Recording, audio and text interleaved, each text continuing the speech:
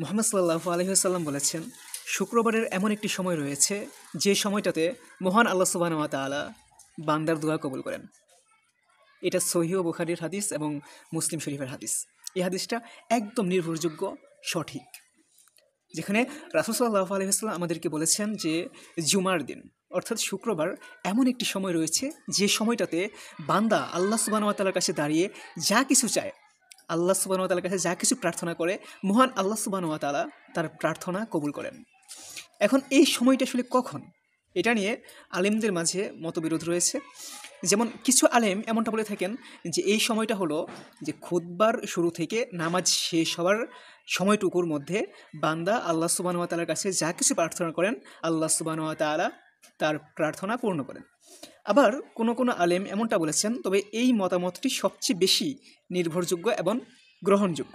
এটা হচ্ছে যে শুক্রবার বা জুমার দিন আসর নামাজের পর থেকে মাগরিবের আগ পর্যন্ত যে সময়টুকু থাকে, এই সময়টুকুর মধ্যে বান্দা আল্লাহ সুবহানাহু ওয়া তাআলার কাছে যা কিছু প্রার্থনা করে, বান্দা আল্লাহ সুবহানাহু ওয়া তাআলার কাছে যা কিছু চায়, আল্লাহ সুবহানাহু ওয়া তাআলা সেটাই তাকে দিয়ে দেন, সেটাই তাকে দান করেন।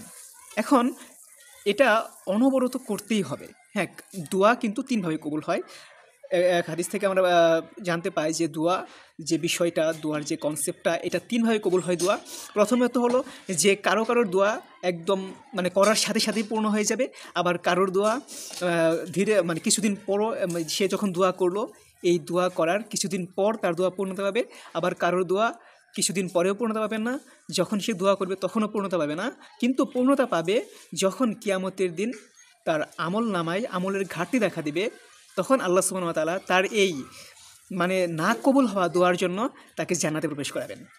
তাহলে জুমার দিনের সবচেয়ে গুরুত্বপূর্ণ একটা কাজ হলো আসরের পর থেকে নিয়ে মাগরিবের আগ পর্যন্ত প্রত্যেকটা মুমিন বান্দা যেন আল্লাহ সুবহানাহু ওয়া তাআলার দরবারে প্রার্থনা করেন তার প্রার্থনা পূর্ণ হওয়ার জন্য। কেননা জুমার দিন আসরের পর থেকে নিয়ে মাগরিবের আগ পর্যন্ত এই যে সময়টুকু থাকে, এই সময়ের মধ্যে বান্দা আল্লাহর কাছে যা কিছু প্রার্থনা করে, আল্লাহ সুবহানাহু ওয়া তাআলা তাকে সেটাই দান করেন।